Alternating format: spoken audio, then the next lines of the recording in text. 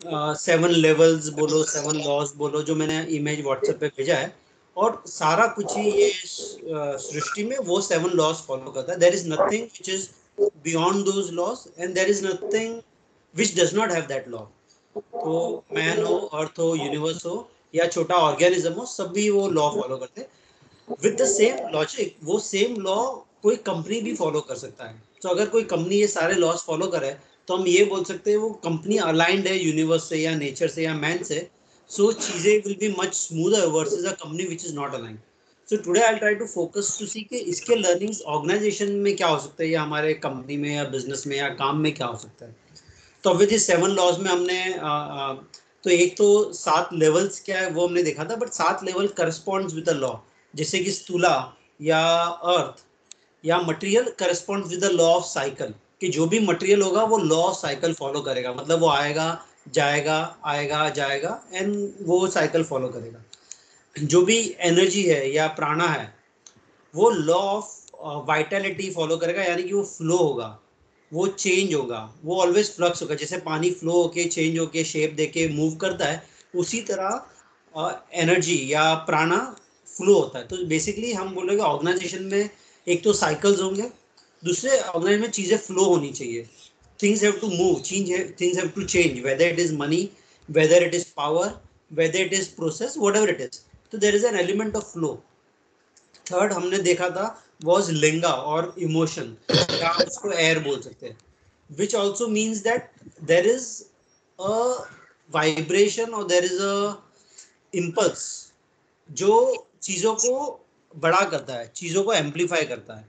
और आर्टिकल में उस इम्पल्स को इन्होंने क्या बोला था, मैं वर्ड भूल गया हूँ, ऑर्गेनाइजेशन नहीं था. हाँ, कॉजैलिटी. तो बोला था कि दिस एयर और the emotion basically leads to this whole principle of causality, के जहाँ पे कोई कॉज होगा वहाँ पे इफेक्ट होगा, जहाँ पे इफेक्ट होगा वो एक कॉज बनेगा एक दूसरे इफेक्ट का.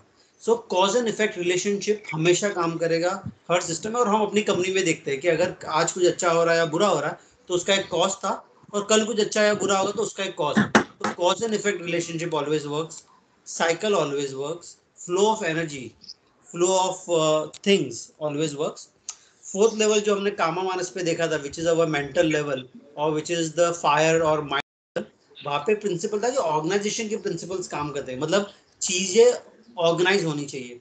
कई बार चीजें ऑर्गेनाइज हम खुद करते हैं, कई बार चीजें नेचर में सेल्फ ऑर्गेनाइज है. मतलब कहीं पे भी इम्बैलेंस हुआ तो वो खुद को जाके ऑर्गेनाइज कर लेंगे अपने खुद के प्रिंसिपल्स लगाने से. जैसे कि बीच में वो सांबर लेक में राजस्थान में कुछ 20,000 पक्षी मर गए थे. अभी वो 20,000 पक्षी मरे थे बिकॉज से कुछ इवेंट हुआ था लेक में, पानी में, या वटेवर. और उसका इफेक्ट 2 महीने के बाद आया जब मेजर क्रॉप पाकिस्तान और राजस्थान में लोकस्ट से मर गए.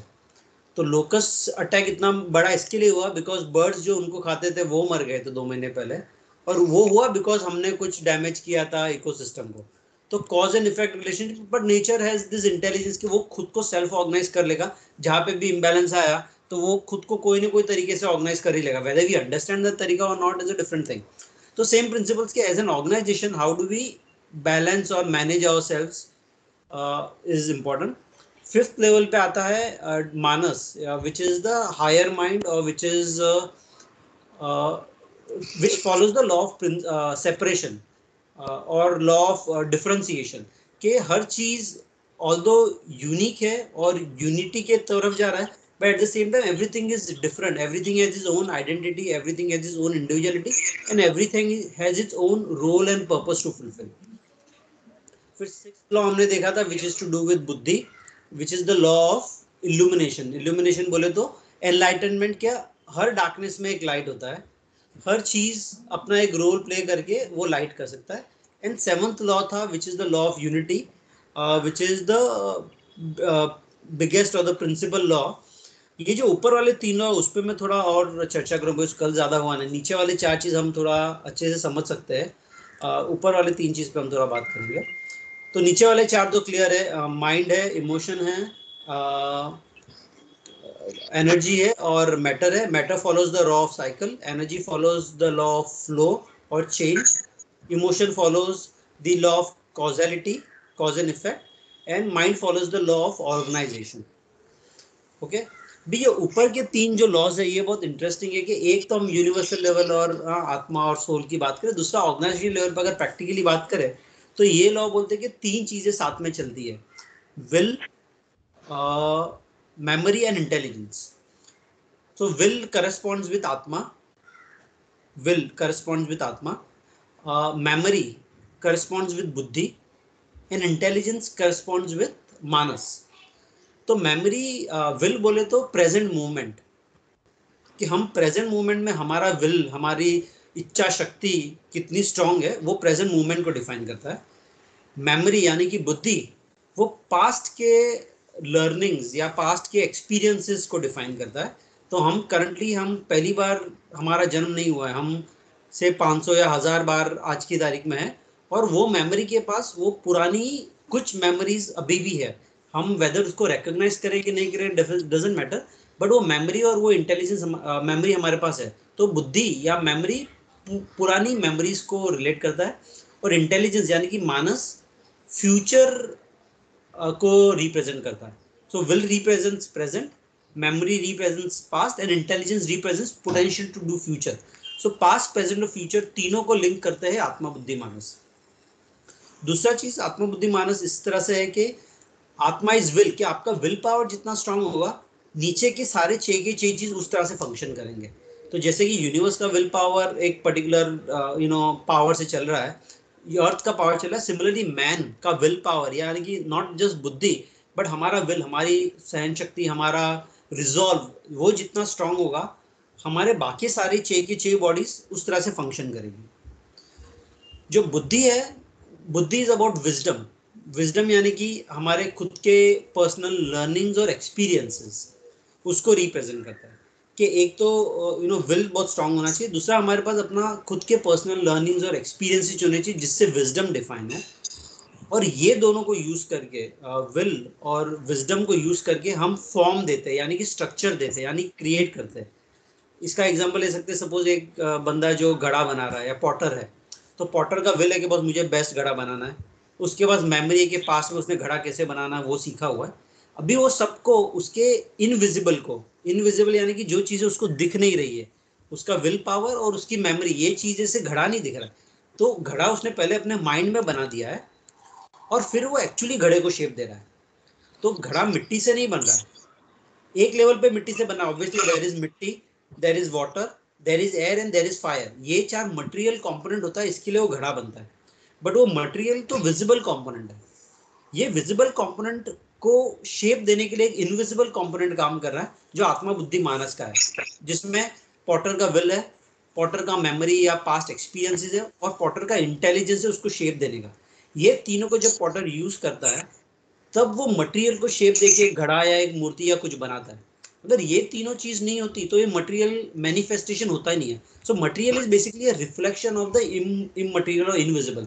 तो जो मटेरियल में हमको घड़ा दिख रहा है, जब हम बोल रहे हैं बहुत ब्यूटीफुल घड़ा है, उसके पीछे जो शक्तियां है वो इनविजिबल है, जो दिखी नहीं है. किसी के माइंड में वो घड़ा बन गया है, किसी ने उसको फॉर्म दे दिया है, किसने उसको स्ट्रक्चर दे दिया, किसने उसको इमेजिन कर लिया, किसने अपना विल यूज किया, और वो सारा जब यूज कर रहा है तब वो शेप देके वो घड़ा बना रहा है. सेम प्रिंसिपल्स अगर हम ऑर्गेनाइजेशन फॉलो करें, तो ऑर्गेनाइजेशन जो भी सेल कर रहा है, प्रोडक्शन कर रहा है या परचेज कर रहा है, उसके पीछे इनविजिबल पावर्स काम करें, विच is the will of the people, which is the wisdom of the people, and which is the intelligence or the form and the structure of the people. जब ये तीन चीजें ठीक से हो रही है, तब हम शेप देंगे, क्योंकि प्रोडक्शन ऐसे करो, सेल ऐसे करो, मैन्युफैक्चरिंग, ये तीन चीजें इज मोर इम्पोर्टेंट. तो हमारे फिलोसफी में ये बोलते हैं कि जो विजिबल पार्ट है, नीचे के चार, they are only a reflection of the invisible, which is much more powerful and which creates things. So creation doesn't happen in the material world, creation happens in the immaterial world. ये हमने खुद के life में भी देखा रहेगा कि हमने इमेजिन किया मेरे को ये चीज़ सीखना है 20 दिन में, या ये एग्जाम पास करना है, या यहाँ से मेरे को ये यात्रा पे जाना है. तो हम वो जो मटेरियल यात्रा पे जाने का काम तो बाद में हो रहा है, बट हमारे माइंड में हमने वो पूरा स्ट्रक्चर और विल, इंटेलिजेंस, मेमोरी, वो सब यूज करके हमने उसको शेप दे दिया है माइंड में. फिर एक्चुअल विजुअलाइजेशन या एक्चुअल इम्प्लीमेंटेशन बाद में हो रहा है. So the higher thing works much earlier. तो हम 5 साल के बाद क्या होने वाला है वो आज इमेजिन कर सकते हैं, उसको आज शेप दे, और जब वो माइंड में इमेजिन होता है, वो जब विल में इमेजिन होता है तब उसको शेप देते हैं, then it takes a form. So form is an outcome of the inner being और inner thoughts. Are we all together on this, or it's we are not Yeah. together? Or anybody wants to ask anything or not clear on any aspect of this?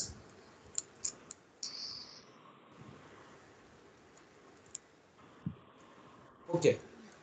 So if everybody is clear, we'll move on to the next topic. So यहाँ पे I think I will want to close this whole chapter about 7 laws and unity, saying that same principles apply in organization. तो organization में अपने will, अपने memory, अपने intelligence, organizations, vitality, energy, material, ये सारी चीज को कैसे एक साथ में जुड़ा के काम करे, then we'll be able to get a much better output. Not just organisation, even individual. आपने कई बार देखा होगा, जैसे हमने ये चैलेंज लिया है कि सुबह कई बार उठना, एक्सरसाइज करना, मेडिटेशन करना या चैलेंज पे काम करना बहुत डिफिकल्ट है. बट सबसे बड़ा डिफिकल्टी या सबसे बड़ा तरीका वो डिफिकल्टी को सॉल्व करने का इज विल पावर. अगर आपका विल पावर बहुत स्ट्रांग है तो आप सुबह खुद को बोलेंगे बॉस आज उठना है, ये करना है, नो मैटर वॉट. और फिर आपका बॉडी, आपका एनर्जी, आपका इमोशन, आपका माइंड, सारा कुछ साइड हो जाएगा और आप कर लेंगे. और जिस दिन वो विल पावर वीक है, नहीं यार आज तो मैं रियली थका हो, कल रात को ढंग से नींद नहीं आया, आज नहीं करते, जब विल पावर उधर लूज हो गया तो आपका एक्चुअल वो काम होगा ही नहीं. So this whole will and buddhi and atma, मतलब ये वाला component is much more influential and stronger than the visible things. So with this I would want to close this topic unless somebody wants to add something or ask something or even share something.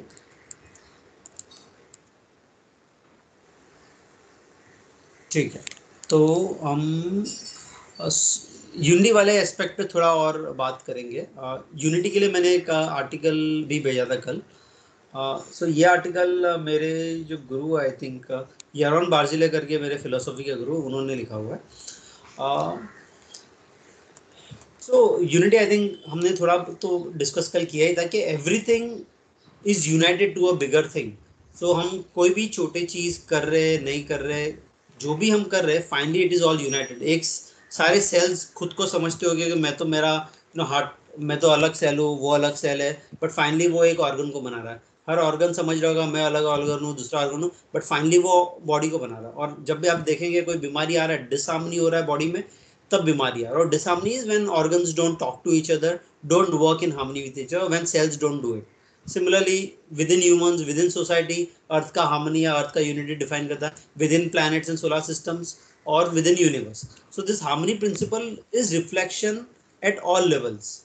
तो इसको मैक्रोकॉस्मोस और माइक्रोकॉस्मोस बोलते हैं. यानी कि मैक्रोकॉस्मोस बोले तो universe और माइक्रोकॉस्मोस बोले तो मैन, कि man is a reflection of this whole universe. ये एक पैराग्राफ है इंटरेस्टिंग जो मैं पढ़ूंगा, जो मैंने अरूपा या इनविजिबल और विजिबल का बात किया. So several mythologies and associated ancient teachings, right from Ramayana, Mahabharata to Greek and Egypt, describe the process of creation as a process of limiting the unlimited by giving it shape and borders, a transition from the formless, that is arupa, to rupa. यानी कि जो formless है, अरूपा है, invisible है, उसको shape देने का process हम कर रहे हैं. बट अरूपा का शेप हमारे माइंड में या हमारे थॉट्स में या हमारे बीन में ऑलरेडी है. और बिकॉज ये बीन में है, हम जब उसको शेप देते हैं वो सेपरेशन का फीलिंग आता है. कि जब चीज़ों को शेप देंगे तो से मटके का एग्जांपल लूँ तो मिट्टी सेपरेट है, पानी सेपरेट है, एयर सेपरेट है और फायर सेपरेट है. ये चार चीज़ सेपरेट है जो मटके को शेप दे रहा है. तो चार चीज को पूछेंगे तो उनको सेपरेशन लगेगा, बट फाइनली वो यूनाइट होकर मटका बन रहा है. सो सेपरेशन का फीलिंग हर लेवल पे होता है, but finally everything is all connected. And man's voyage, तो बेसिकली ये बोलते हैं कि लाइफ जो है, रीबर्थ, बर्थ या री इंकारनेशन जो भी है, it is a process where evolution में हम सेपरेशन से यूनिटी की तरफ जाए. ये ही लाइफ का मकसद है या प्रोसेस है कि हम इवॉल्व हो और हम यूनिटी की तरफ बढ़े. ये करने से सो हम इसको डिफरेंट रिलीजन में डिफरेंट चीज बोलेंगे. कोई निर्वाणा बोलेगा, कोई स्वर्ग बोलेगा या व्हाटएवर बोलेगा, but all this things is in a way moving from separation to unity. और बहुत इंटरेस्टिंगली काफी सारे एंशिएंट कल्चर्स बोलते हैं कि it is not only about rituals and traditions, कि जो हम रिचुअल्स या ट्रेडिशंस आज की तारीख में रिलीजन में हैं और वो रेलेवेंट है, वो इंपॉर्टेंट है, बट वो रिचुअल एंड ट्रेडिशन के पीछे प्रिंसिपल्स थे कुछ. और वो principles because of the current environment principles हम भूल गए और हम रिचुअल्स में लग गए। और इसका एक बहुत अच्छा एग्जांपल था कि एक कोई प्रीस्ट था कोई मंदिर में, बहुत हजारों साल पहले। और वो जब भी मंदिर में जाता था पूजा करने के लिए, उसकी एक बिल्ली उसके पीछे चली जाती थी, और वो बिल्ली जाके अंदर भगदड़ मचाती थी, कुछ ना कुछ गिराती थी और कुछ करती थी। तो प्रीस्ट ने तभी उसको बोला, क्योंकि मेरे को जब मंदिर में पूजा करना है, मेरे को शांति से पूजा करना है, मेरे को डिस्टर्बेंस नहीं चाहिए। तो वो एक पॉट में दूध रखना चालू कर दिया मंदिर के गेट पे, ताकि बिल्ली अंदर नहीं आए। वो 10 मिनट अपना दूध पिए और तब तक मैं अपनी पूजा पाठ कर लूँ। और फिर तो जो भी बाहर से लोग आते थे जाते थे, वो देखते थे कि बिल्ली को हर सुबह 9 बजे ये पंडित मग में दूध दे रहा है, बिल्ली दूध पी रही है, फिर वो अंदर जाके अपनी पूजा पाठ कर रहा है। तो लोगों को अंदर क्या हो रहा है नहीं पता, या बिल्ली को दूध क्यों दे रहे ये भी नहीं पता। तो उनको लगा कि ये कोई बड़ा ये पंडित का रिचुअल है, और वो नामचीन पंडित था कि उसका एक पावर है जिसमें वो बिल्ली को दूध दे रहा है और ये काम हो रहा है।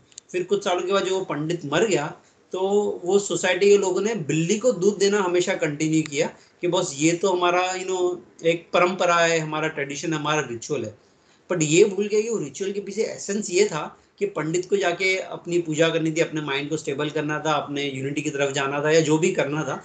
तो वो प्रिंसिपल भूल के हम रिचुअल में लग गए। और आज की तारीख में I think on all traditions in all religions, I am not saying rituals are not important. Rituals are very important because they tell you what is to be done. But forgetting the principles और सिर्फ ritual करेंगे तो ritual का कोई meaning नहीं होता। Specially हमारे Jain religion में मैंने देखा है कि लोग इतना सब कुछ करते हैं। Again there are two extremes of people, there are some very intelligent people और गुड पीपल आल्सो। बट जैसे हम मंदिर इतना सारा बना रहे हैं, I am not saying mandir are not important, but at what level they are important, and whether जो मंदिर बनाने वाले वो अगर पूरा करप्शन का पैसे से मंदिर बना रहे तो उसका वैल्यू क्या है। सो तो फिलोसफी रीजन बोलते हैं कि बस अगर करप्शन का पैसा नहीं है, वो itself is a big thing, rather than saying कि बस करप्शन का बहुत पैसा है मैंने मंदिर बना दिया। But we have at times we tend to forget the principles and follow the rituals, और वो जब करते हैं तो हम एक्चुअली यूनिटी से दूर जा रहे हैं rather than going towards the unity. It's like जो एक मार्कस ऑरेलियस करके एक फिलोसोफर था, स्टोइक फिलोसोफर जो ग्रीक में था। तो उसने ये बताया था, और जो आई थिंक हमारे लिए भी रेलेवेंट है, कि what that which is not good for the bee hive can not be good for the bees. Bee hive यानी कि वो जो बीज होते हैं ना, हनी बीज जिसमें हनी बनता है, हनी का जाला होता है। तो ये बोले कि जो हनी के जाले के लिए अच्छा नहीं है, वो बीज के लिए भी अच्छा नहीं हो सकता। यानी कि बीज एक छोटा कंपोनेंट है, हनी का जाला तो एक बड़ा है जिसमें लाखों बीज रह रहे हैं। बट कुछ भी ऐसा हुआ जिससे वो बीज के झाले को इम्पैक्ट हुआ या फर्क पड़ा, तो बीज को भी इम्पैक्ट होगा। सेम चीज कंपनी के लिए हमारे लिए रेलेवेंट है कि कुछ भी चीज है जो हाई स्पिरिट को इम्पैक्ट करेगा, पॉजिटिव या नेगेटिव, वो इंडिविजुअली हमको भी इम्पैक्ट करेगा। तो हम वो बी है, हाई स्पिरिट वो पूरा बी हाइव है। बट beehive और bee, while they are looking separate and different, they are actually one, because beehive को जो impact करेगा bee को impact करेगा, bee को जो impact करेगा beehive को impact करेगा। so if bees think के बॉस मैं smart bee हूँ, मैं अपना काम कर लूंगा, बाकी beehive को जो करना है कर ले, मैंने तो अपना काम कर लिया, दूसरा बी अपना बोलेगा मैंने अपना काम कर लिया, तो ना हनी बनेगा ना beehive बचेगा। सो दिस होल अंडरस्टैंडिंग कि हम beehive के कंपोनेंट है, पार्ट है यूनिटी में, is very important. And specially companies में इंपॉर्टेंट होता है, बिकॉज जहाँ पे बहुत सारे टीम्स, बहुत सारे लोग काम करते हैं, बहुत सारे प्रोसेस काम करते हैं, हम बहुत सारे आइसोलेशन और सेपरेशन में चले जाते हैं। ये मेरा डिपार्टमेंट, ये मेरा काम, ये तेरा काम, ये काम, ये काम। बट फाइनली अगर वो बिहेव या ओवरऑल कंपनी लेवल पे हम देखें, then it all matters a lot more. और ये बहुत सारे प्रिंसिपल्स जो हम बात कर रहे हैं ना, ये प्रिंसिपल्स इसके लिए आए because these are all reflected in everything in nature time and again. So इसके बाद में जो टॉपिक लेने वाला हूँ बायोमिमिक का, उसमें हम एग्जांपल देखेंगे कि these principles are not something which anybody has created out of his imagination, but these are all found in nature. और प्रिंसिपल्स में सबसे इंपॉर्टेंट चीज़ है कि ये जो भी हम एक्सटर्नल वर्ल्ड में हम बात कर रहे हैं या करने की बात करें, this all is secondary important. Primary important इसके हम अपने इंटरनल वर्ल्ड में ये सब चीज़ को मैनेज कर रहे हैं, कैसे मैनेज करें। सो व्हेन आई से इंटरनल वर्ल्ड के एज एन इंडिविजुअल, अगर हम हार्मनी में हैं, हम यूनिटी में हैं, हम ऑर्गेनाइज्ड है, हम हमारे पास वाइटलिटी है, हम साइकिल्स फॉलो कर रहे हैं, साइकिल्स यानी कि उठना सोना खाना पीना एक्सरसाइज करना, वाइटलिटी यानी कि एनर्जी, हम खुद को ऑर्गेनाइज करते हैं। अगर हम इंडिविजुअल लेवल पे ये सारे प्रिंसिपल्स फॉलो करें तो ये सारे प्रिंसिपल्स हम बाहर एक्सटर्नल लेवल पे या ऑर्गेनाइजेशन लेवल पे या कंपनी लेवल पे फॉलो कर सकते हैं। So while external thing is important, but external से पहले इंपॉर्टेंट है internal. Therefore you know in all my topics one thing that I been always insisting is कि बाहर का काम करना है बट सबसे पहले खुद पे काम करना है, खुद को इम्प्रूव करना है। तो ये सारे लॉज खुद के इंडिविजुअल लेवल पे हम कैसे इंप्लीमेंट कर सकते हैं अपने आप को इम्प्रूव करने के लिए, सुधारने के लिए, इज मोस्ट मोर इम्पोर्टेंट। वो हम करेंगे तो हम प्रिंसिपल को समझेंगे और कंपनी में भी इफेक्ट आएगा। अगर वो हम नहीं करते और सपोज हम हमारा हेल्थ ठीक नहीं है, मतलब हम ये 7 प्रिंसिपल में से कोई ना कोई प्रिंसिपल ढंग से फॉलो नहीं करे, इसके लिए हम कंसिस्टेंटली बीमार हो रहे हैं, या हमारे रिलेशनशिप ठीक नहीं है, तो इसका मतलब है कि ये प्रिंसिपल्स हम कुछ ना कुछ ढंग से नहीं फॉलो करें, इसके रिलेशनशिप बिगड़ रहे। तो अगर हमारे साथ कुछ अच्छा या बुरा हो रहा है currently, that only means that there is an imbalance in following any of these principles, which is creating that disharmony, and therefore we are in pain or suffering. So solution क्या है कि अगर ये 7 principles के कारण हमारे पास problems हो रहा है follow नहीं करने से, तो ये principles को समझो और follow करो, then we will get lot more harmony. So with this we'll complete the 7 laws in the unity chapter and go to biomimicry. Unless किसी को कुछ comment करना है, बोलना है, add करना है. Anybody? Anything?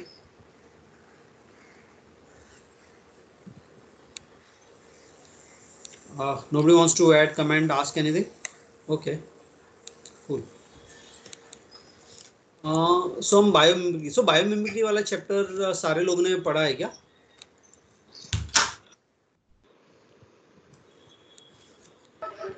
पढ़ा है सर, हेलो, मैंने पढ़ा। ओके, किसने नहीं पढ़ा है? नहीं पढ़ा है सर। नहीं पढ़ा है सर। यूनिटी वाला पढ़ा था, ये नहीं पढ़ा। ये नहीं पढ़ा है। ठीक है, चलो नो प्रॉब्लम। तो हम ये चैप्टर एनीवेज कंप्लीट करेंगे। आप फिर आज का टाइम है, कल का टाइम है, आप इसको पढ़ सकते हैं। यस। हाँ, बायोमिमिक्री बहुत ही इंटरेस्टिंग टॉपिक है और interesting from all perspective, not just for us who are in business but even for our children, even for our families. किसी के लिए भी ये चैप्टर इतना इंपॉर्टेंट है कि अगर हम उसको समझे और समझाए तो बहुत इंटरेस्टिंग टॉपिक है। This topic basically says that everything that is there और that is manifested in the world is a reflection of nature. तो ह्यूमन ने जो भी क्रिएट किया है वो कहीं ना कहीं नेचर में एग्जिस्ट कर रहा है और हम उसको कॉपी कर रहे हैं। तो अगर हम से बैग बना रहे तो ऐसा नहीं है कि बैग हमने इनोवेट किया या जो भी सैमसोनाइट ने या किसी अंकल ने इनोवेट किया हुआ। बैग्स नेचर में अपने फॉर्म में एग्जिस्ट कर रहे हैं, वेदर उसको कैंगरू के पाउच की तरह देखो या एंट के हाउस की तरह देखो या फ्रॉग के बैली की तरह देखो जिसमें वो अपना अंडा कैरी कर रहा है। तो बैग्स एग्जिस्ट। तो जो भी, और वेदर एरोप्लेन की हम बात करें, then aeroplane while it may be an invention of human invention but it exist in birds. So जो प्रिंसिपल्स है, बर्नौलिस प्रिंसिपल जिसके बेसिस पे एरोप्लेन बनाया हुआ है, तो बर्नौलिस प्रिंसिपल किसी ने बर्ड्स को स्टडी किया, किसी ने बर्ड्स को समझा कि वो अपने विंग फैदर किस तरह रखता है, उससे जब वेलोसिटी बढ़ता है तो उसका प्रेशर कैसे कम होगा, और वेदर ये सेम प्रिंसिपल अप्लाई करके फ्लाइट बना सके, तो उन्होंने फ्लाइट बनाई। या आप कोई अच्छा स्ट्रॉन्ग स्ट्रक्चर देख लो कि मोस्ट ऑफ द बिल्डिंग्स ऊपर से जो सेमी सर्कल फॉर्म में होते हैं, जिसको ये बोलते हैं, जो भी सेमी सर्कल फॉर्म में जो होता है, आर्च फॉर्म ऑफ बिल्डिंग अगर देखे। ओके, ये मैं क्वेश्चन भी पूछ सकता हूँ आप लोग को। आपको क्या लगता है बिल्डिंग के स्ट्रक्चर के लिए रूफ कौन से शेप में रहेगा तो स्ट्रॉन्गेस्ट रहेगा?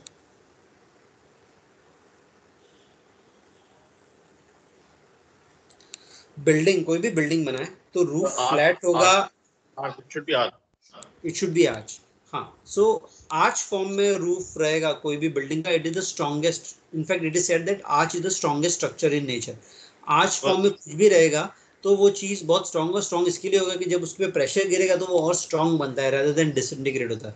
Again this principles have come from nature, और for that matter the principle of say Fibonacci series जो स्नेल पे है, वो सेम चीज हमने ह्यूमन बीइंग्स ने अपने कंस्ट्रक्शन में यूज किया हुआ है, different things. So basically point I am trying to make is के ऑल इन्वेंशंस और all innovations that we see in organisations, in companies, कितना भी बड़ा कंपनी हो, एप्पल हो या कितना भी छोटा कंपनी हो, सारे इनोवेशन, सारे इन्वेंशंस नेचर के कॉपी है। सो अगर हमको बहुत इनोवेटिवली बनना है, हमको चीज़ों को और डिटेल में समझना है या उसको करना है, तो क्या करना चाहिए? Go back to nature, understand nature better and you will be able to do it and copy it. So da Vinci जो एक बहुत बड़ा पेंटर था, उन्होंने लिखा था, the genius of man may make various inventions encompassing various instruments one and the same, but it will never discover a more beautiful, more economical or a more direct one than nature, since in her invention nothing is wanting and nothing is superfluous. तो उन्होंने ये बोला कि nature का जो invention है वो सबसे ब्यूटीफुल है, वो सबसे इकोनॉमिकल है और वो सबसे डायरेक्ट है. Beautiful, economical, direct. उसमें ना कुछ कमी है ना कुछ एक्स्ट्रा है, जो जितना चाहिए नेचर में है. तो जितने भी ह्यूमंस के इन्वेंशंस है, वो सारे कितने भी इंस्ट्रूमेंट्स और गैजेट्स यूज करेंगे, वो प्रिंसिपल्स को जो फॉलो करेंगे नेचर के, वो अच्छे इन्वेंशंस बनते, बाकी नहीं बनते. तो हमने ये आई स्तूपा वाला वो वीडियो देखा था, और आई स्तूपा किस तरह से बनता है, लद्दाख वाला. तो उसमें भी आप देखेंगे तो इन अ वे नेचर का प्रिंसिपल फॉलो किया, वेदर इट इज ग्रेविटी बोलो या वेदर पाइप को 5 फीट डीप डिग करके लगाना बोलो. और बिकॉज नेचर के प्रिंसिपल्स फॉलो किए, वाइल ह्यूमन माइंड में हमको लगेगा अरे इतना इनोवेटिव है, बट ये सेम प्रिंसिपल नेचर में एनीवे ऑपरेट हो रहा है. So nature is a source of inspiration for humanity and it has been a mirror to humankind. मतलब वो मिरर है जो हमको बता रहा है कि क्या हो सकता है क्या नहीं हो सकता. Because whether it is beauty, economy और functionality, there is nothing which is comparable to what is available in nature. कोई भी एंगल में, कोई भी चीज़ में देख लो. से अगर हम टीम मैनेजमेंट के प्रिंसिपल्स देखने हैं, एंट के प्रिंसिपल्स, एंट के बिहेवियर को स्टडी करो, it's an amazing stuff on team management. So वो काम कर रहा है. तो biomimicry subject is about understanding how the principles work in nature, in the natural system, and reproducing its principle और solutions for the society, whether हम business में करें या साइंस में करें. तो बेसिकली नेचर को स्टडी करके किस तरह से हम उसको रेप्लिकेट कर सकते हैं सोशल एनवायरनमेंट में, उसको बायोक्रीम होता है. Now the solution sir offered by, एक हाँ जी. सर एक्चुअली इसमें मतलब थोड़ा और लाइट चाहिए. मतलब आप क्या बोल रहे हैं कि नेचर को समझ के जितना भी अपन काम करेंगे और मटेरियलिस्टिक चीज बनाएंगे वो सक्सेसफुल होगा. मैं ये बोल रहा हूँ कि नेचर को जितना समझेंगे वो इम्पोर्टेंट, बिकॉज जो भी ह्यूमन इनोवेशन या इन्वेंशन या क्रिएटिविटी है, सारा कुछ नेचर के प्रिंसिपल से बोरो किया हुआ है. There is nothing which human is created which is not existing in nature. So जैसे कि वॉर में वो शील्ड बनाते हैं, आर्मर्स बनाते हैं, तो वो आर्मर्स स्नेल को स्टडी करके बनाए हुए हैं कि स्नेल्स के जो कवर है जिसमें वो स्नेल को प्रोटेक्ट करता है, वो कैसे फंक्शन करे, वो बेसिस पे आर्मर बनाया हुआ है.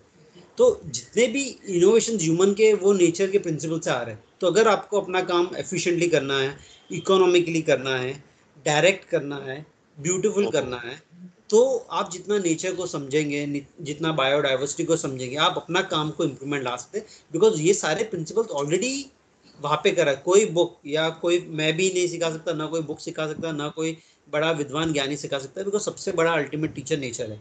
तो उसको हम जितना समझेंगे, उसके प्रिंसिपल समझेंगे, then those get reflected in our work. Am I making sense या कुछ एग्जांपल्स और सोचना चाहिए? नहीं मेकिंग सेंस. एक्चुअली मैं भी सोच रहा हूँ कि मतलब जैसे कि बैग बनाया तो बैग कैसे बनाया होगा वो सोच रहा हूँ. तो मैं सोच रहा हूँ कि कंगारू का, जैसे कंगारू अपना बच्चा लेके घूमता है, राइट. शायद उस तरह से कोई कैरी सिस्टम सोच के बनाया होगा उस टाइम पे. सो कैंगारू हो, पेंगुइन हो, फ्रॉग्स हो, ये सारे अपने बच्चों को एक बैग या पाउच में लेके घूमते हैं. हो सकता है और भी कोई फिलो, but basically it is a mechanism of carrying things, your own things along with you.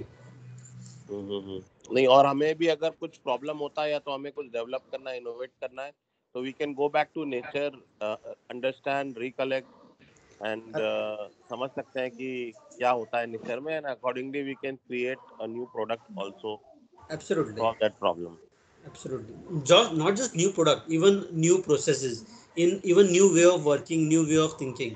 कि एंड में कोई बॉस नहीं होता है, कोई हिरार्की नहीं होता है, बट पूरा टीम काम कर रहा है या बीच में अपना अपना काम कर रहे हैं.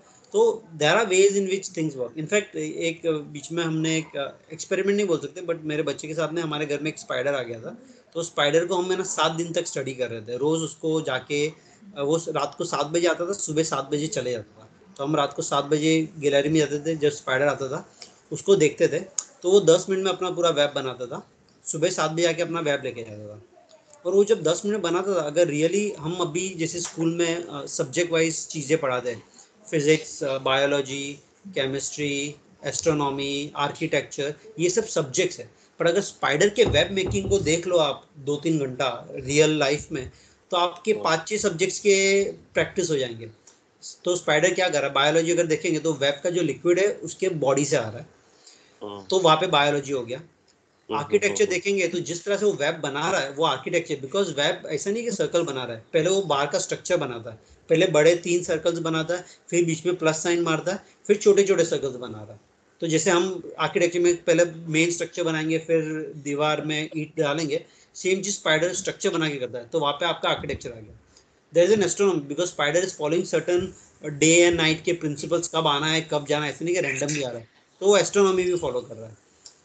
तो बहुत सारे principles, weather it is spider और वेदर इट इज इवन वो डंग बीटल, डंग में जो बीटल या भवरा टाइप होता है जो उसको रोल करता है, आप उसको देखेंगे then they are principles of astronomy are much better than what we understand. So तो इनफैक्ट सारे ज्योमेट्री बोलो, मैथ्स बोलो, एनालॉजी बोलो, प्रोपोर्शंस बोलो, जो भी ह्यूमन काइंड में आज की तारीख में है, beauty, everything that we understand as topics or subjects, there is nothing which is come out from anywhere other than nature. सब कुछ ही नेचर से आया हुआ है।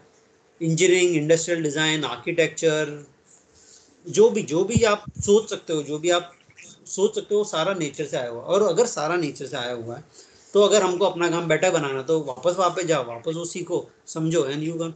ये पूरे साइकिल जो वाटर साइकिल बोलो या अपना बॉडी के साइकिल बोलो, कि हम खाते हैं, हम निकालते हैं, वापस खाते हैं, तो ये सभी बॉडी के साइकिल थे। तो अगर फैक्ट्री एक्चुअली देखे, उस दिन तुषार भाई बोले थे, factory is nothing but our body, के इनपुट है, आउटपुट है, there is a processing.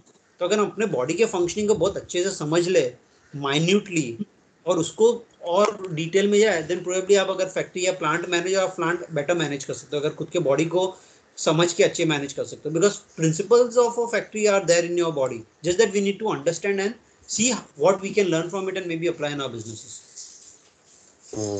Right, sir. So biomimicry, this is whole an innovation which is inspired by nature. Biomimicry subject को 3 पार्ट में डिवाइड किया हुआ है, where nature is a model, where nature is a measure and where nature is a mentor. तो nature is a model में कि study models of nature and imitate them or use them as inspiration. तो nature के model को समझा है, imitate किया और उसको एज एन इंस्पिरेशन यूज किया टू सॉल्व ह्यूमन प्रॉब्लम्स। तो जैसे हमने बोला, अगर आई डोंट नो, आप लोग को पता होगा शायद, ये जितने भी कार्डबोर्ड्स के बॉक्सेस है या कार्टन्स है, they are all inspired by bee hives. कि बी हाइव का स्ट्रक्चर इतना स्ट्रॉन्ग क्यों है, तो हेक्सागोनल शेप में वो बनाता है, इसके लिए उसका स्ट्रक्चर स्ट्रॉन्ग है। तो आज की तारीख में जितने भी कार्डबोर्ड के बॉक्सेस है, वो हेक्सागोनल शेप के अंदर उसके कंपोनेंट्स बनते हैं जो लेंथ में होते हैं, और वो इसके लिए बन रहे कि बी हाइव का स्ट्रक्चर इतना स्ट्रॉन्ग है, तो हमारा कार्टन भी उतना स्ट्रॉन्ग रहेगा अगर हम हेक्सागोनल शेप में बनाएंगे। सो नेचर एज अ, तो बेसिकली आप नेचर को एज अ मॉडल यूज करो और फिर अपना काम करो। Nature as a measure means where ecological standards are used to जज the relevance and validity of innovations. कि हम अपना जो भी इनोवेशन या काम कर रहे हैं, हम अगर नेचर को मेजर की तरह यूज करें तो better. What this means is के नेचर ने जो भी डेवलप किया है या जो एग्जिस्ट कर रहा है, वो billions and millions of years के मेहनत, process, experience, trial and error के बाद एग्जिस्ट कर रहा है। तो अगेन हमारा एक्सपीरियंस 50-100 साल का हो सकता है, बट नेचर में जो है वो हज़ारों साल से इवॉल्व होके, एक्सपीरियंस होके बना हुआ है। तो ऑब्वियसली उसका इंटेलिजेंस और उसका इम्पैक्ट मच डीपर है, and therefore we use that as a measure, और उसको हम बोरो करके यूज करते हैं। इवन ये साउंड वेव्स या जितने हम नेटवर्क्स एंड वोडाफोन वाईफाई बात करें, in some way those are principles of nature, the aerodynamics principles या जो भी बोले। And nature is a mentor, where new way to observe and evaluate nature, do not worry about what we can extract from the natural world, but what we can learn from it. So मेरे लिए generally nature is a mentor, मतलब मैं काफ़ी recent time में study कर रहा हूँ about birds, plants, animals, amphibians, farming, construction, or everything to do with nature. And so we don't go with an objective कि बस मैं नेचर स्टडी करने इसके लिए जा रहा हूँ कि मेरे को उसमें से बैग कौन सा बेटर बनाओ।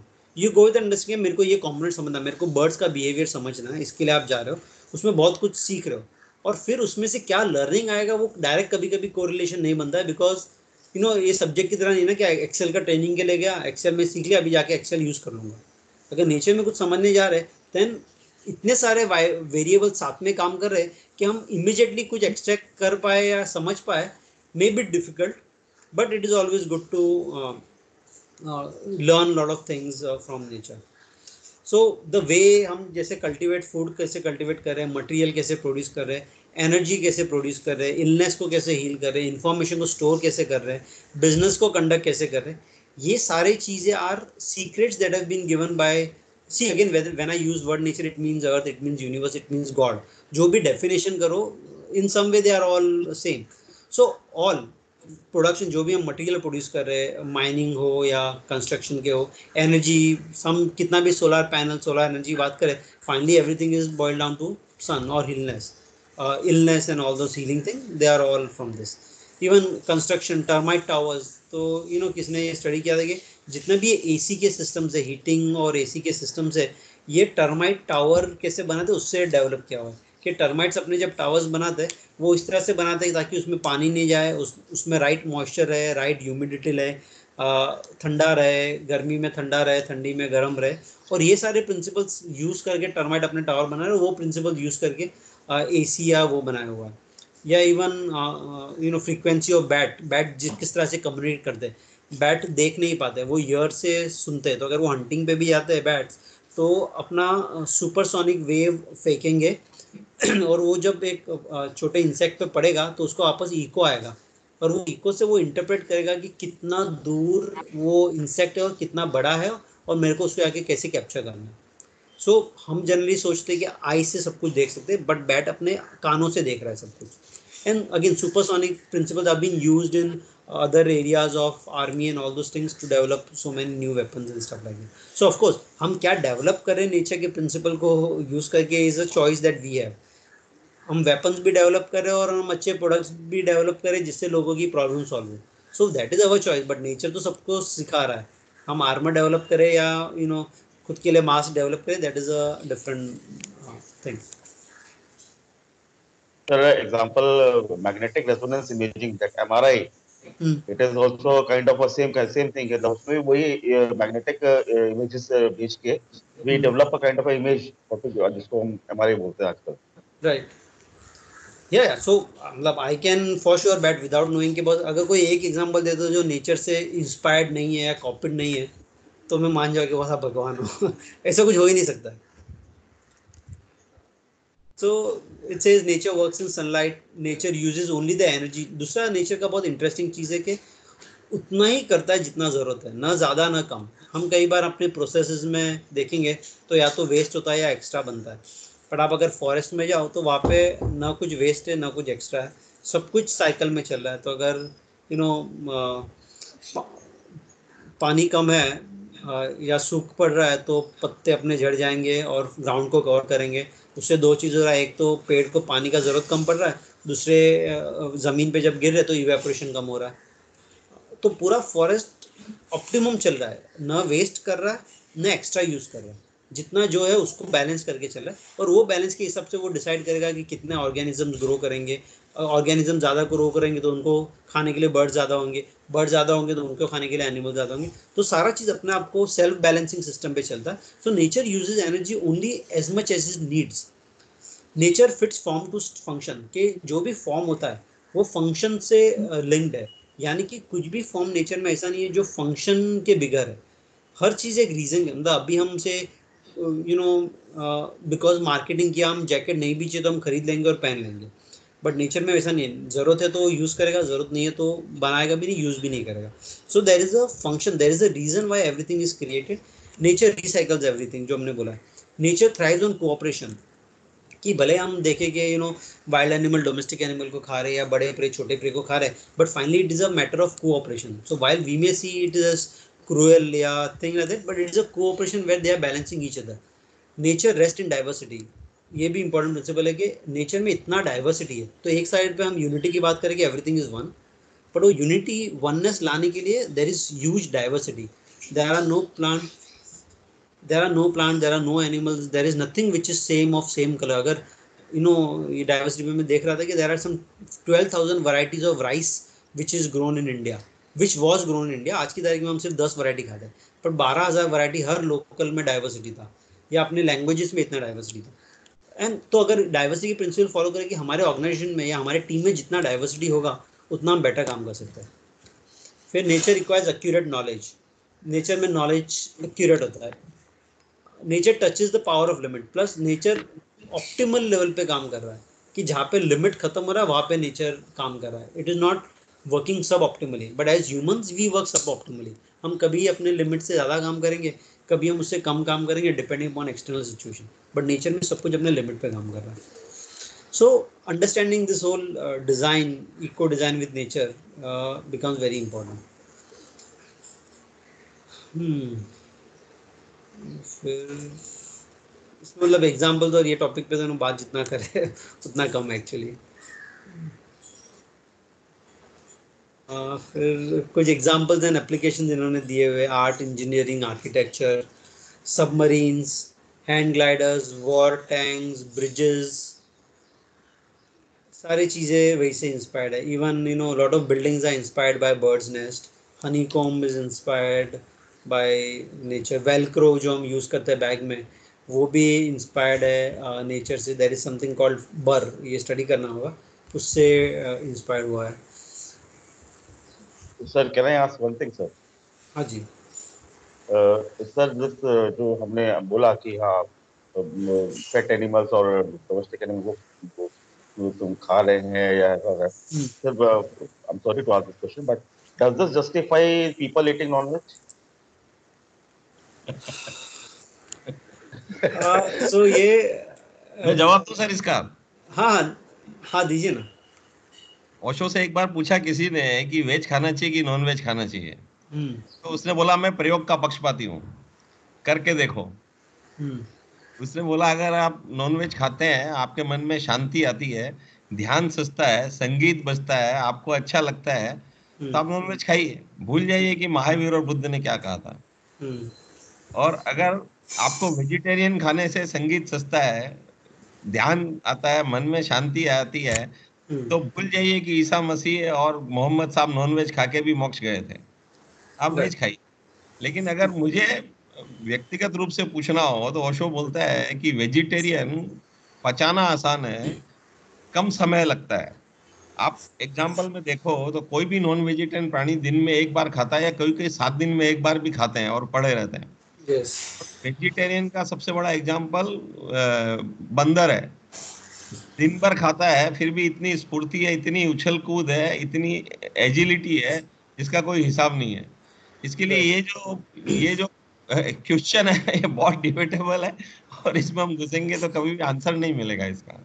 तो मैं इसको दूसरी तरीके से इसको डिबेट हैंडल करूंगा about this whole subject of violence and non violence.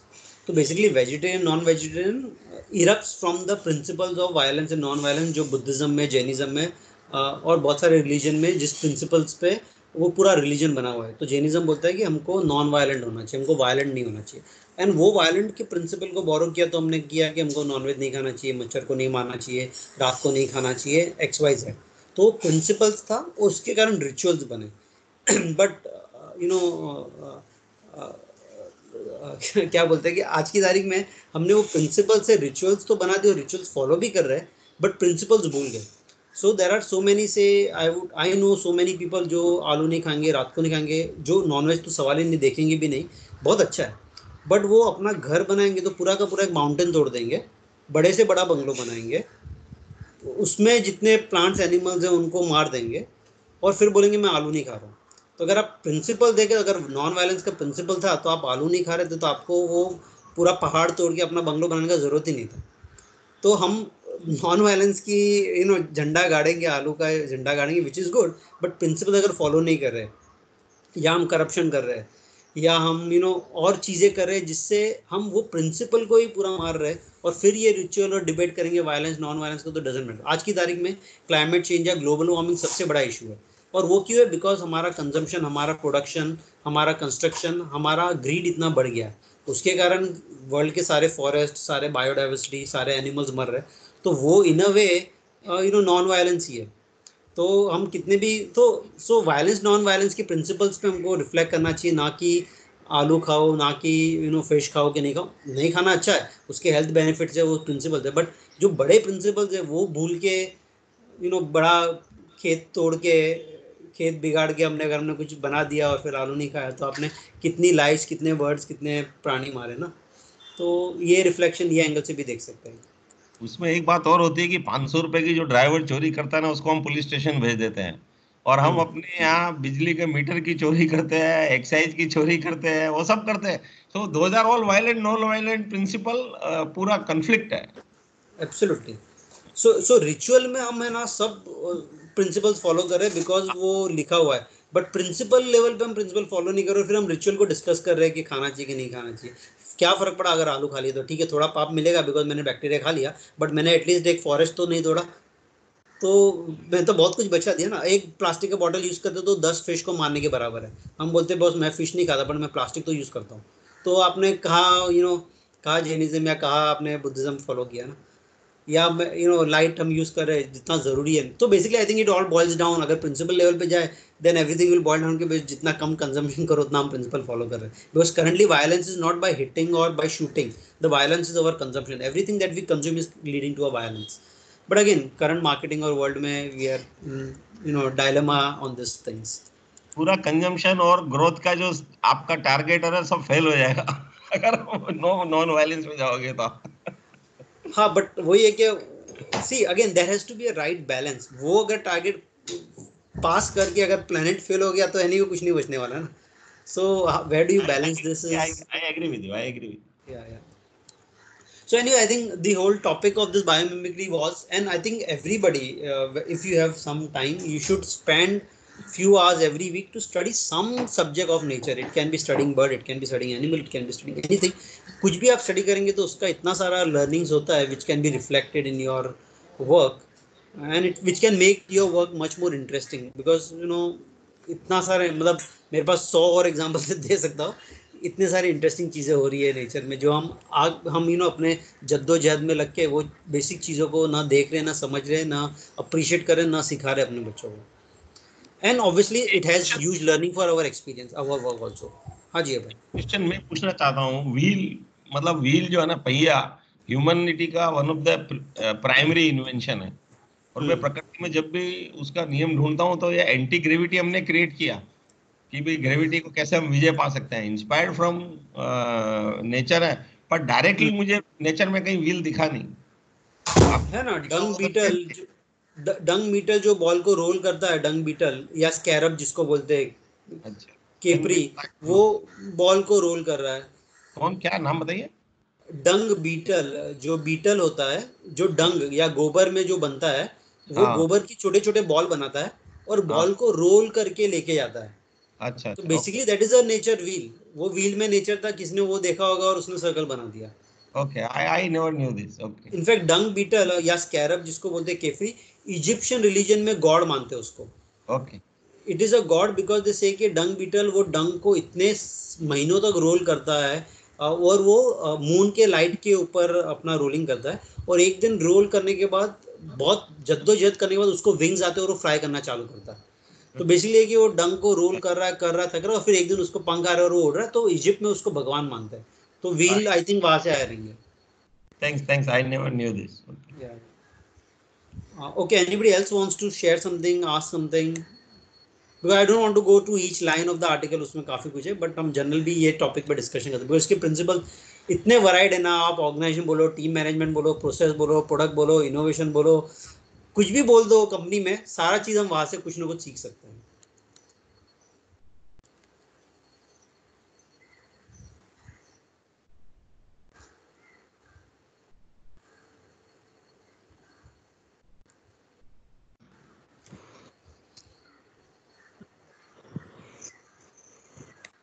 Yes, anybody wants to add something?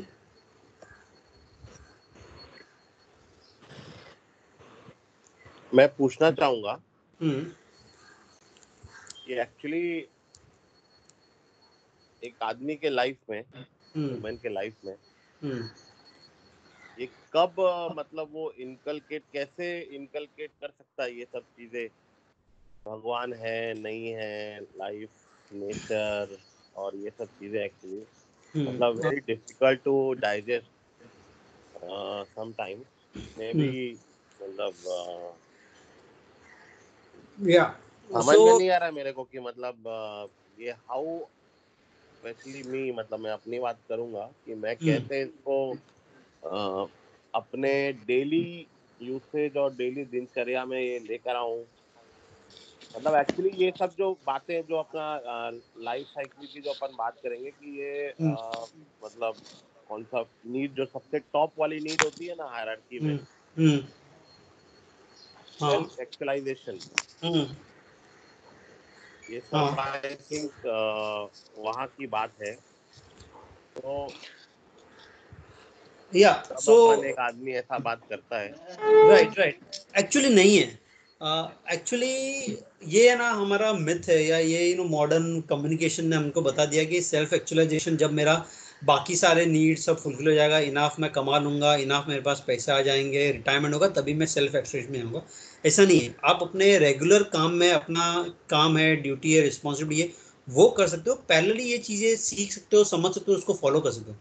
Self actualisation ये नहीं होता कि एक एज के बाद मिलेगा। अगर अपना बिहेवियर में आप अगर एंगर नहीं लाओ और अच्छे से आप काम करा सको, तो एक्चुअली सेल्फ एक्चुअलाइजेशन का प्रिंसिपल यूज कर रहे हो। तो ये नहीं बोल रहे मैं अभी पूरा एंग्री और पूरे जबान को कड़वा रख के मैं अपना काम करूंगा और 50 साल में जब मैं रिटायर हो जाऊंगा तब मैं सेल्फ एक्शन होगा, तभी मैं अच्छे से बात करूंगा। तो ये प्रिंसिपल्स डे टू डे में हम यूज कर सकते हैं और फॉलो कर सकते हैं। इट्स नॉट के कोई रिटायर होने के बाद ये सारे करेंगे, बिकॉज फाइनली हम भी दोनों बाउंड्री पे काम करें। एक है कि हमारे बेसिक रोल्स, रिस्पॉन्सिबिलिटीज और काम है जो हमको करना है, बट पैरेलली ये सारी चीजें ह्यूमन काइंड की रियलिटी है जो हमको समझना है और जिसपे हमको काम करना है, and it has to happen parallelly. In fact एक मैं प्रिंसिपल फॉलो करा, जो मैंने किसी से सीखा था, मेरे गुरु से, कि आपका जो भी एज हो उतना परसेंटेज आपका इधर टाइम, एफर्ट या पैसा आपके कोई ना कोई कॉज में लगना चाहिए। तो अगर आपका एज 40 साल हो तो उसे 40% आपका टाइम, एफर्ट और पैसा ऐसे कोई इशू या कॉज में लगे। Again that is too high percentage current reality में, but that was one formula. also it says that human can understand all these things at the age of 28। तो ये जो 4 लेवल्स की हम बात कर रहे थे, वो level also is to do with our age. तो 7 जो फर्स्ट लेवल है स्थूला, वो 7 साल के बच्चे के लिए रेलिवेंट है कि वो सिर्फ फिजिकल पे काम कर रहा है। 14 साल का बच्चा जब आएगा उसके पास फिजिकल और एनर्जी होगा। 21 साल का बच्चा होगा तो उसके पास फिजिकल, एनर्जी और इमोशन होगा। 28 का होगा तो उसके बाद माइंड आएगा। और 28 के बाद वो ऊपर वाले 3 प्रिंसिपल्स को, तो 28 इज अ बाउंड्री जहाँ पे आप ऊपर के प्रिंसिपल समझने और सीखने के काबिल बनो और उसको यूज कर सकते हो। भाई वेदर आप 28 के बाद चालू कर रहे हो कि नहीं कर रहे हो, is a choice which each one of us have, and it doesn't need a lot of resources.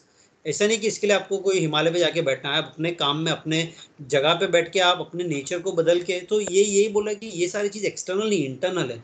काम इंटरनल करना चाहिए हमको इवॉल्व होने के लिए, ना कि एक्सटर्नल। हिमालय में जाने का जरूरत नहीं, जहाँ पे हो वहाँ पे बैठ के आप भी सीख सकते हो, समझ सकते हो, कर सकते हो जितना भी हो सके। So this is my perspective, but I am sure Abhay ji या तुषार भाई may have some other view on it. Age is physically different and mentally different. We have lots of examples. आदि शंकराचार्य 32 साल में मर गए, 9 साल में उन्होंने संन्यास लिया, और जितने शास्त्र, जितनी चीजें आदि शंकराचार्य देखे गए, गजब है।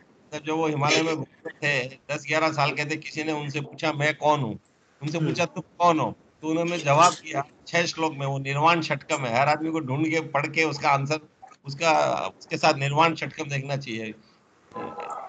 मतलब जिब्रान 48 में मर गए, विवेकानंद 50 के पहले चले गए। तो आपकी जो बायोलॉजिकल मेंटल एज है वो डिस्कस करनी पड़ेगी। सर रिपीट करिए सर प्लीज, क्लियर आवाज क्लियर नहीं है, प्लीज रिपीट करिए। मैं बोल रहा हूँ कि बायोलॉजिकल और मेंटल एज एकदम अलग अलग है। वो आदि शंकराचार्य वाला एग्जांपल जो भैया बोले ना, आदि शंकराचार्य 9 वर्ष की उम्र में उन्होंने संन्यास ले लिया। उन्हें माँ से पूछा कि मुझे संन्यास लेना, तो माँ ने मना कर दिया था। वो नदी में कूद गए और बाहर नहीं आए। बोला मगरमच्छ मेरे पाँव को खींच रहा है, बोल रहा है कि आप सन्यासी बनोगे, बनने की छूट दोगे तो ही बाहर निकलूंगा। तो मान लीजिए वो सन्यासी बन गए। पूरा हिंदुस्तान घूमे उन्होंने। भारत को जिस रूप में आज हम देखते हैं, वो सांस्कृतिक रूप में भारत आदि शंकराचार्य के कारण है। चारों कोनों में 4 शंकराचार्य की पीठ उन्होंने बना दी, द्वारका, पुरी और रामेश्वरम, कांची। आप देखिए, मतलब 32 साल में चले गए वो। विवेकानंद 48 में चले गए। खलील जिब्रान भी 42 या 48 में चले गया। विवेकानंद 50 के पहले चले गए। अलेक्जेंडर 33 में हैं? अलेक्जेंडर 33 में पूरे वर्ल्ड को कैप्चर करके सिकंदर। हाँ, तो मतलब आपको डिसाइड करना पड़ेगा कि आपकी कौन सी एज क्या और आप क्या करना चाहते हैं। दूसरा क्या, जितना आप पढ़ेंगे उतना कंफ्यूज होंगे, ये मान के चलिए। उसमें से आपको क्या चीज पकड़ी है। आप देखने जाएंगे तो जो हिंदुओं का और मुसलमानों का नरक है, उस नरक में आग जो है ना आपको तकलीफ देने का जरिया है, जबकि तिब्बत के नरक में आग है ही नहीं। तिब्बत के नरक में बर्फ है, क्योंकि वो बर्फ से दुखी है। तो ये जितने भी प्रिंसिपल और चीज हमने बनाए हैं, इसके लिए बनाए हैं कि these are rules of the road, traffic rules है कि आप अच्छे से चले, समाज को तकलीफ नहीं हुए। बाकी आपका अंतर आपको खुद को खोजना पड़ेगा। एब्सोल्युटली।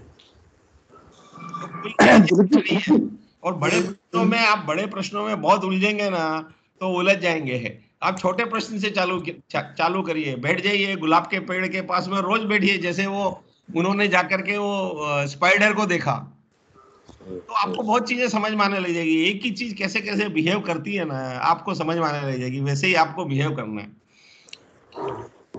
हाँ जी, दिलीप जी, आप कह रहे थे ना कि बच्चों को यार पहना कुछ ह्यूमन नेचर के बारे में बताएं। क्या बताना चाहिए? हम जितना बला बोल रहे थे कि बता नहीं रहे हैं अपन जितना अपन बच्चों को, तो उस तरह से क्या चीज? आई थिंक जब मैं बताने की बात कर रहा हूँ ना, अगेन बिकॉज करंटली हम ज़्यादा सिटी में रह रहे हैं और मॉल, मूवी और रेस्टोरेंट में घूम रहे हैं। अगर वो थोड़ा हम ब्रेक करके उनको नेचर की तरफ लेके जाए, whether it is trekking, whether it is seeing birds, animals, और उसमें अगर एक्सपोजर और टाइम ज़्यादा दे तो बहुत कुछ जो सीख सकते, समझ सकते, ना कि सीख समझते बट अपने खुद के बैलेंस को भी ला सकते। तो हम बॉम्बे में मैं एक ग्रुप चलाता हूँ जहाँ पे 200 फैमिली मेम्बर्स है, जहाँ पे हम बच्चों को ये सब एक्सपोजर दे रहे हैं। बिकॉज करंटली जो मॉल, मूवी और गैजेट का कल्चर है, it is really killing our kids internally and externally. हमको समझ में नहीं आ रहा है, बट अगर हम उनको नेचर में लेके आए तो उनको शांतता, दुनिया कैसे ऑपरेट हो रही है, क्या हो रहा है, वो सब समझ लाए। तो आई थिंक बहुत सारे तरीके हैं ये करने के, वेदर आप खुद टाइम दो या आप कोई संस्था से जुड़ जाओ।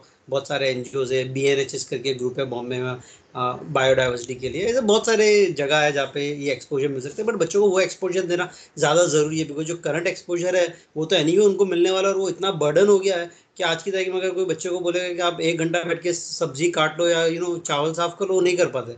बिकॉज हम इतना डिसोरिएंटेड और कंसंट्रेशन और फोकस इतना गैजेट्स और दुनिया के कारण हो गया है। बट ये सारे प्रिंसिपल्स भी बहुत इंपॉर्टेंट है बच्चों के लिए। हम एक तरफ देखते कि वो मॉडर्न हो रहे हैं बिकॉज वो गैजेट यूज कर रहे हैं, बट मॉडर्न हो रहे हैं बट वो अपने खुद के बैलेंस और संतुलन को और खुद के टेम्पर को और कैरेक्टर को भी खो रहे हैं। तो वो सब लाना हमारा काम है, और हम बच्चों को राइट एक्सपोजर, राइट टीचिंग दे ही सकते हैं।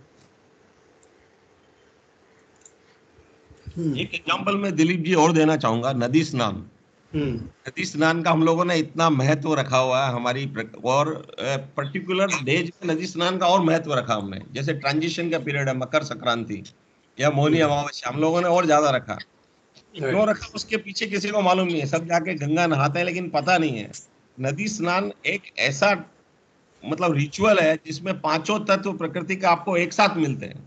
ऋषि मुनियों ने ये जान करके ये देखा, नदी से पानी मिल रहा है, सूर्य से अग्नि मिल रही है, मिट्टी के आप पांव छू रहे हो, हवा मिल रही है, और आकाश तत्व आपके पास है।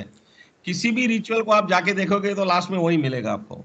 चरक और सुश्रुत और हकीम लुकमान ने हर खाली पेड़ के पास बैठे और उसकी औषधि लिख दी।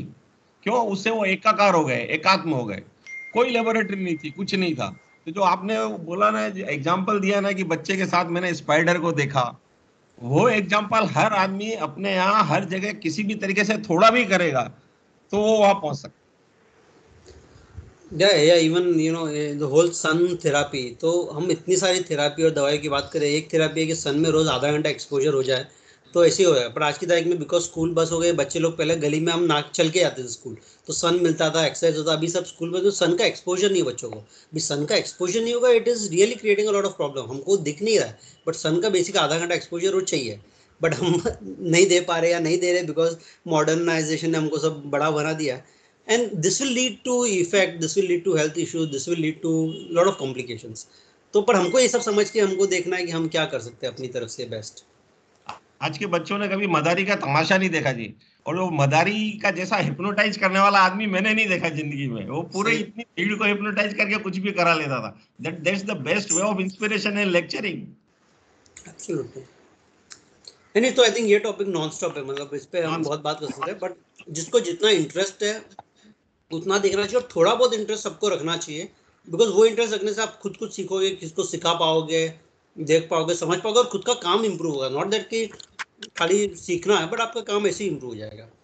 सो with this I would want to close. आप बोलिए। कुछ मैं कहना चाहूंगा, जैसे ये सनलाइट का जो एग्जांपल दे रहे थे ना आप, तो जैसे लॉकडाउन हुआ ना, 2-3 दिन मैंने नोटिस किया कि हमारे घर में 3 बच्चे हैं, तो तीनों क्या करते हैं, विंडो बंद करके कर्टन लगा के और लाइट चालू करके फिर खोलते खेलते हैं। तो उनको मैं रोज समझा रहा था 2-3 दिन से, तो भाई तुम ये सनलाइट आ रही है ना, क्यों लाइट वेस्ट कर रहे हो, समझा रहा, लेकिन नहीं समझ रहे थे। तो मैंने लास्ट वीक से उनको रोज सुबह सुबह 8:30-9 बजे ऊपर ले जाता हूँ तीनों को, और तीनों को एक्सप्लेन किया कि भाई ये सबसे बड़ा अपने यहाँ लाइट है, अपने इंडिया में ऐसे उनको समझाया, वो समझे जैसे कि भाई अपने यहाँ सबसे बड़ी लाइट है, इसके बिना अपन जो लाइट वगैरह चलाते हैं ना, तो उसमें अपने मतलब नेगेटिव इफेक्ट आता है। ऐसे उनको थोड़ा सा समझाया डिटेल में। तो अभी ये चेंज है कि 5-6 दिन कंटिन्यू किया ना, तो लोग अभी विंडो ओपन करके लाइट बंद करके खुद ही बोलते कि नहीं सनलाइट है ना, अभी तो जब सनलाइट जाएगा तब खेलेंगे, लाइट चालू करके। एब्सोल्युटली। और खाली सन, अगेन यू नो हमारे फिलोसफी में हम ये सीखते हैं कि sun is the biggest god for us, for the solar system. It is the ultimate god, because खाली लाइट नहीं, सारा एनर्जी, सारा फूड, वेदर प्लांट से हो, प्लांट एनिमल को खा रहा है, हम प्लांट को खा रहे हैं, एनिमल जो भी खा रहे हैं, तो सारा source of energy, and sun is the ultimate. Because sun क्या यू नो बता रहा है कि मैं सबसे ज़्यादा वार्मथ दे रहा हूँ और सबसे ज़्यादा लाइट दे रहा हूँ, मतलब मैं सबसे ज़्यादा उजाला भी दे रहा हूँ और सबसे ज़्यादा गर्माश दे रहा हूँ। तो हमारा इंडिविजुअली ऑब्जेक्टिव है हम सन की तरह कैसे बने, हम अपने कम्युनिटी में, अपने काम में हम सन बनने चाहिए, ताकि हम अपने सोलर सिस्टम को रोशन कर सके, उनको गर्मी दे सके। तो दूसरा ये तरीका ये भी है कि हमको अपना सन बनना है अपने सोलर सिस्टम में, एक तरीका देखने का है। Anyways, let's move on, let's close today, और फिर हम मंडे मिलते हैं।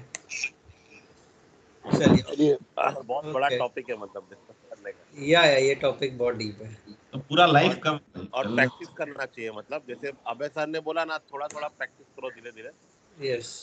मैंने एक अभी ग्रुप में ऐसे डाला है, सिद्धार्थ पे है वो, कि आप किसी भी शास्त्र या गुरु से ज्यादा नदी से सीख सकते हैं, जो वासुदेव कैरेक्टर है। खाली मैंने इसके लिए वो डाला है ओशो का कि आप इच्छा हो तो सिद्धार्थ पढ़ें, और साथ में एक छोटी सी बुक है, ऑडियो भी है उसका, दीपक चोपड़ा की, दिलीप जी ने जरूर पढ़ी होगी, 7 spiritual law of success.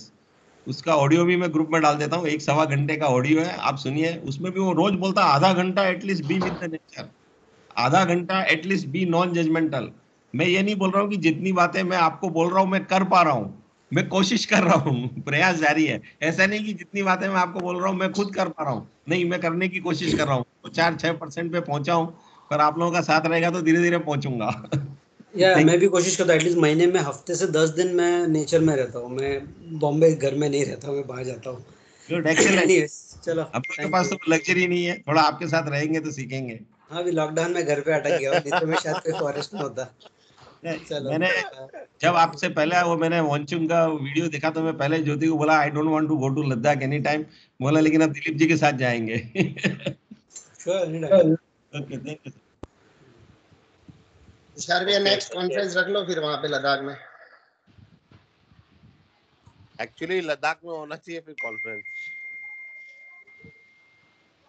Ice Cuba में, आइस क्यूबा में।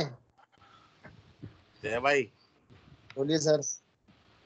ये सनलाइट वाला मतलब बहुत अच्छा है, मतलब कैसा लगता है बच्चों को समझाना कि भाई, नहीं भाई नहीं समझा रहे थे ना, तो 2 दिन अकेला गया, तो समझ नहीं रहे थे, तो घर वाले मेरे पे गर्म होने लग गए। तो बोला साला बच्चों को भी ले जाओ, इसी बहाने दोनों काम हो जाएगा, बच्चे भी समझ जाएंगे और घर वाले भी समझ जाएंगे सब। बोलो भैया। हाँ जी भैया। तिवारी जी, नदी स्नान से क्या याद आया, कुछ बातें? तिवारी जी निकल गए, तिवारी जी चले गए। अरे किसने किसने नदी स्नान किया है भाई अपनी जिंदगी में? हम तो गंगा सभी ने किया होगा भाई। मैंने तो बहुत बार किया, मतलब मैंने तो मतलब समझ लो 10 तक जब तक पढ़ता था ना राजस्थान, तब तक गांव की कोई नदी सागर, जो छोटे छोटे सागर होते हैं ना, बहुत उसमें डुबकियां मारी हुई। फिर भी तैरना नहीं सीखा साला। लफड़ा ये है कि फिर भी तैरना नहीं सीख पाया। एक चीज पूछना था मनु भैया आपसे भी। हाँ, ये एक्चुअली आप कुछ जैसे कि आप देखेंगे चिकन को, मुर्गी को देखेंगे ना, मुर्गी को या तो बहुत सारे ऐसे बर्ड्स हैं या तो एनिमल है कि जो सैंड बाथ लेता है, मतलब सैंड बाथ या तो डस्ट बाथ बोलते हैं जिसको। मतलब वो कैसे डस्ट बाथ में भी पूरा हेल्दी हो जाता है और अपना मतलब अपने को थोड़ा भी डस्ट लगता है तो अपने को लगता है कि यार सांस फूल रही है, ऐसा हो रहा है, वैसा हो रहा है। ये दीपक जी सिर्फ मैटर ऑफ अंडरस्टैंडिंग है। अगर आप देखोगे तो कई जगह हम देखते हैं कि बंदे जमीन के अंदर अपने आप को लगा लेते हैं। हम कीचड़ अपने वहां पर उसका लगाते हैं। जहां आज की डेट में आपने लेडीज को देखा होगा चिकनी मिट्टी अपने फेस पे लगाती हैं, ठीक है। तो कहीं ना कहीं रेलेवेंस है, लेकिन अपने को लैक ऑफ नॉलेज है बेसिकली। वही चीज जो आज दिलीप जी ने बताई कि हमारा कनेक्ट नहीं है नेचर के साथ, और उस तरीके का ब्रेन नहीं है सोचने का कि how to connect ourselves with nature. एक नई चीज आज जानने को मिली है। दीपक जी, इसके बारे में मैं बताता हूँ कि एक मुल्तानी मिट्टी करके आती है अपने यहाँ, एक पत्थर जैसा आता है, वो चेहरे पे लगाने पे, बाल पे लगाने, चेहरे पे लगाने, मतलब तुम अच्छे से अच्छे क्रीम से अच्छा वो काम करता है। तेरे मुंह से ये वो जो भी दाग धब्बे रहते हैं वो सब साफ हो जाते हैं। बालों में लगाते हैं उसको, एकदम शैम्पू से भी अच्छा काम करती है वो मिट्टी। नहीं भैया, एक्चुअली हम लोग मतलब मैं तो बनारस का हूँ ना, तो हम लोग तो जैसे देव आप बोलते हैं नहाने के लिए, हम लोग एवरी वीकेंड जाते थे मतलब। और वहाँ पे मैं देखता था ना कि जो लोकल जो मतलब पुराने ख्यालात और मतलब जो लोग हैं एक्चुअली वहाँ पे, तो जो मिट्टी रहती है ना, मिट्टी से पूरा नहाते हैं, नो नीड ऑफ सोप और एनीथिंग, और मिट्टी से पूरा लगाते हैं, नहाते हैं और फिर गंगा जी में घुस जाते हैं। तो ये भी मतलब मैंने देखा है कि क्योंकि मैं उस साइड का हूँ तो मैंने भी देखा है लोग बर्तन धोते थे ना हमारे घर में जो दादी लोग, तो वो मिट्टी से और राख से धोते थे, ना कि ये लिक्विड से, और वो बर्तन में ही राख से मान के खाना खा लेते थे। अरे भाई एंटीबैक्टीरियल का काम करती थी अपने महाराष्ट्र और गांव में आज ये राख से। दीपक, मेरी दादी अभी भी 102 साल की है गांव में, अभी भी वो गीले बर्तन में धोए हुए से खाना नहीं खाती है, मिट्टी से बर्तन मांजे हुए में ही खाना खाती है। 102 साल की है वो। अच्छा दीपक जी मेरे को ये चीज बताना, दीपक जी मेरे को सिर्फ एक चीज बताना जी, अपनी रोज जो अपना जी सेशन होता है इसको रिकॉर्ड कौन कर रहा है? कुलदीप जी कर रही हैं। ओके ओके ओके, तो मतलब उनसे कभी भी लिया जा सकता है?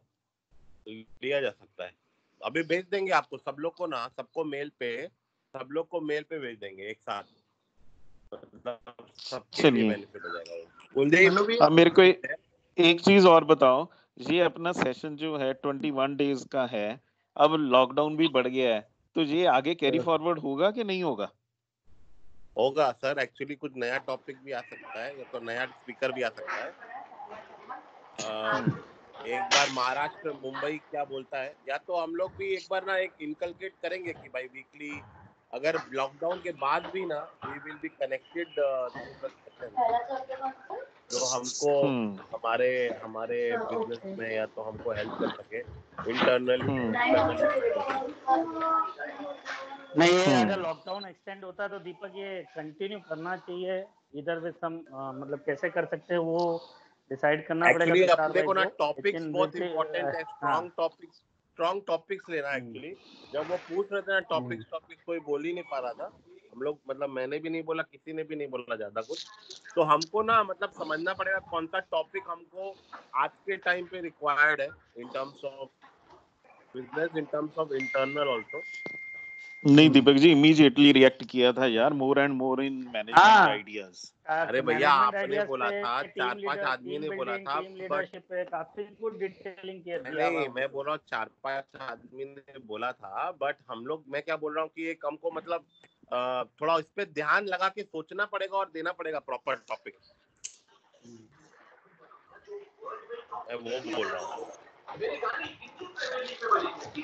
ठीक है चलो भाई, बाय। तो आई वुड सजेस्ट, मतलब जो भी यहाँ पे की मेंबर्स है, मैं ये बोलूंगा कि एक बार कुछ 10 टॉपिक्स आप लिख, सब लोग 10 टॉपिक लिखिए और हम लोग डालते हैं ग्रुप में, और फिर उसमें से जो कॉमन टॉपिक है वो पिकअप करें, ठीक है? हाँ, ओके ओके।